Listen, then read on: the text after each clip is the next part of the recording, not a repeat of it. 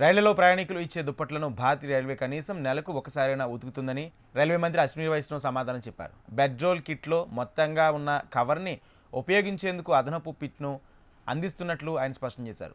పరిశుభ్రత ప్రమాణాలకు అనుగుణంగా పరుపుల కోసం ప్రయాణికులు చెల్లిస్తుండగా రైల్వే నెలకు ఒకసారి మాత్రమే ఉన్ని దుప్పట్లను ఉతుకుతుందని కాంగ్రెస్ ఎంపీ కుల్దీప్ ఇండోరా అడిగిన ప్రశ్నకు సమాధానంగా ఆయన సమాధానం ఇచ్చారు.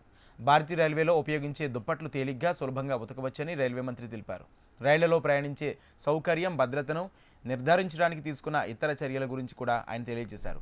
మంచి నాణ్యతను నిర్ధారించడానికి బేఎస్ ధృవీకరణతో కూడిన కొత్త నారసెట్ల సేకరణ, శుభ్రమైన నారసెట్ల సరఫరాను నిర్ధారించడానికి మెకనైజ్డ్ లాండ్రీలు, ప్రామాణిక యంత్రాలు, వాషింగ్ కోసం రసాయనాల వినియోగం మొదలైనవి ఉంటాయని స్పష్టం చేశారు. అంతేకాదు ఉతికిన నార వస్తువులు నాణ్యతను తనిఖీ చేయడానికి వైటోమీటర్ను ఉపయోగిస్తారని వైష్ణవ్ తెలిపారు.